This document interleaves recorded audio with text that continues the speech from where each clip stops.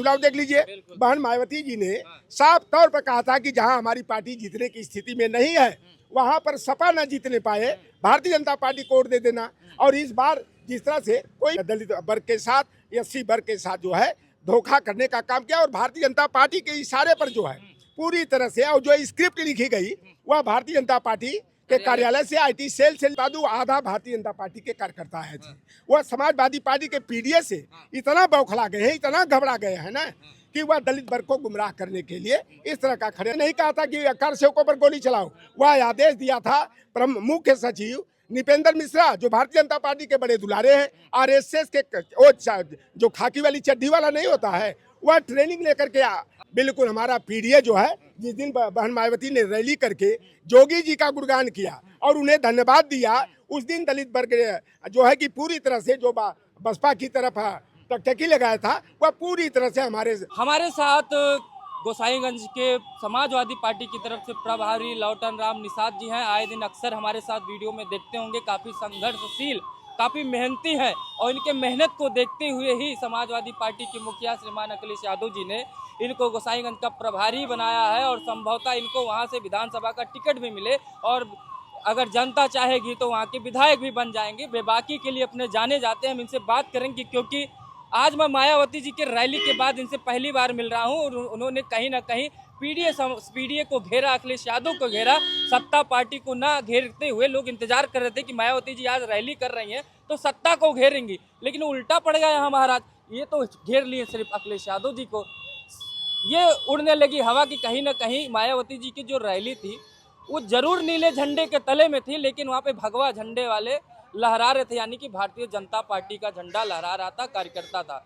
उन्होंने पीडीए से दी को निकाल दिया और कहा कि दलितों के साथ सिर्फ धोखा दे रहे हैं अखिलेश यादव जी। दोगलापन का भी उन्होंने कहीं ना कहीं जिक्र किया। तो हम बात करेंगे लौटन राम निषाद जी से कि गोसाईगंज की विधानसभा के बारे में बात करेंगे, क्योंकि भावी विधायक है वहां से, और पीडीए के बारे में भी रहेंगे। लौटन राम जी, स्वागत है आपका। धन्यवाद आपके चैनल के जो भी व्यूअर हैं, मैं आग्रह करूंगा लाइक करके, सब्सक्राइब करके, शेयर करके जनता तक बात पहुंचाने में मदद करें। जैसा कि आपने 9 सितंबर के मानवर कांसी राम जी की जो 19वीं पुण्यतिथि थी, और बहन मायावती जी ने अपनी ताकत दिखाने के लिए जो है कि रमा देवी पार्क में जो है जो भीड़ जुटाया था, मैं साफ तौर पर बता दूं, दलित वर्ग जो है हमारे पिछड़े वर्ग से ज्यादा होशियार है, ज्यादा राजनीतिक रूप से ज्यादा सूझबूझ रखने वाला है।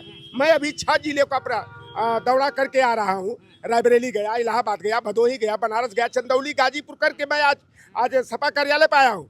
दलित वर्ग का रहा, साफ तौर पर कहा कि यह रैली जो रही है 9 सितंबर की बसपा की, यह बसपा की रैली नहीं रही है, यह भारतीय जनता पार्टी की रैली रही है। और समाजवादी पार्टी को कमजोर करने के लिए, दलित वोट की सौदागिरी करने के लिए बहन मायावती जी ने यह रैली कर लिया बीजेपी से। देखिए, आप 2022 का चुनाव देख लीजिए, बहन मायावती जी ने साफ तौर पर कहा था कि जहां हमारी पार्टी जीतने की स्थिति में नहीं है वहां पर सपा न जीतने पाए, भारतीय जनता पार्टी को वोट दे देना।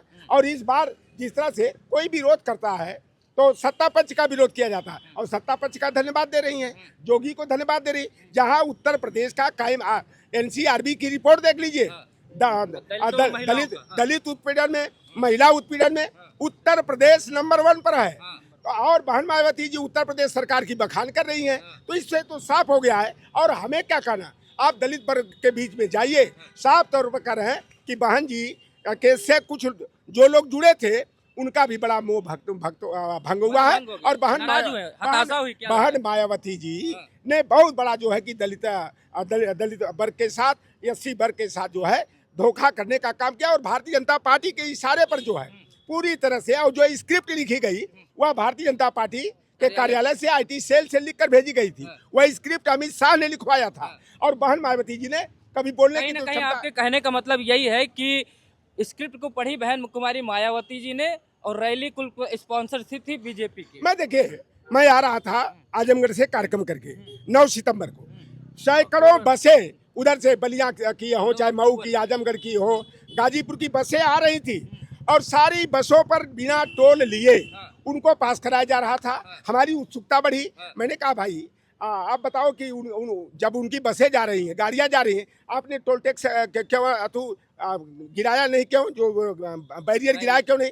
कहें कि ऐसा है कि भारतीय जनता पार्टी के कार्यालय से सुनील बंसल की तरफ से यह फोन आया है कि बसपा की पूरे जो भी गाड़ियां आएगी उनसे टोल नहीं काटना है, उनको जो है फ्री में जो है जाने देना है, कोई रुकावट नहीं। और उसमें भीड़ में मैं आपसे बता दूं आधा भारतीय जनता पार्टी के कार्यकर्ता आए थे।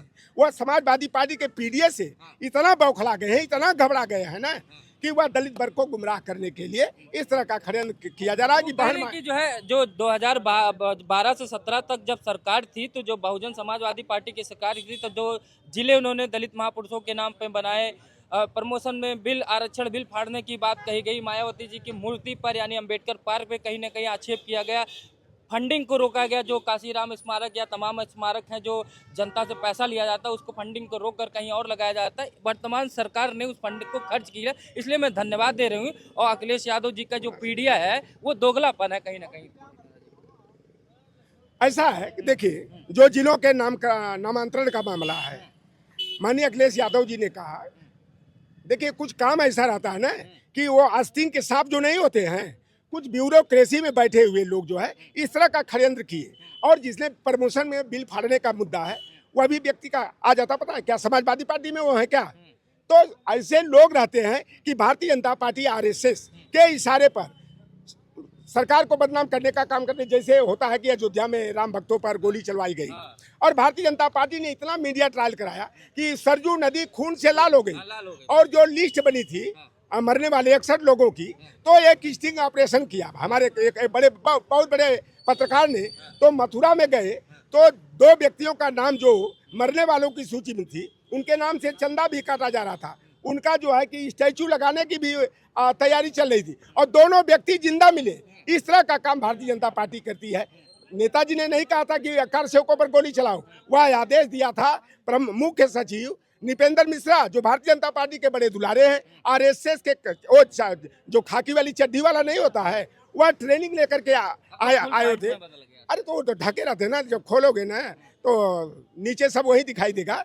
और भारत ये अटल बिहारी वाजपेयी के भी दुलारे थे, मोदी जी के भी दुलारे थे, और एक जो है कि आयोग बनाया गया उसका भी इनको चेयरमैन बनाया गया। इनके बेटे को जो है श्रावस्ती से उम्मीदवार भी बनाया गया, वो पुरस्कार दिया गया। और आज जो राम मंदिर निर्माण ट्रस्ट है उस ट्रस्ट का भी जो है अध्यक्ष जो है निपेंद्र मिश्रा को बनाया गया। तो ये भारतीय जनता पार्टी हमारे पीडीए से इतना घबरा गई है, बौखला गई है। मायावती जी के रैली से जो पीडीए पे कोई फर्क पड़ने वाला नहीं। बिल्कुल, हमारा पीडीए जो है जिस दिन बहन मायावती ने रैली करके जोगी जी का गुणगान किया और उन्हें धन्यवाद दिया, उस दिन दलित वर्ग जो है कि पूरी तरह से जो बसपा की तरफ टकटकी लगाया था वह पूरी तरह से हमारे समाजवादी पार्टी के पीडीए के साथ जुड़ गया है। और सारे आप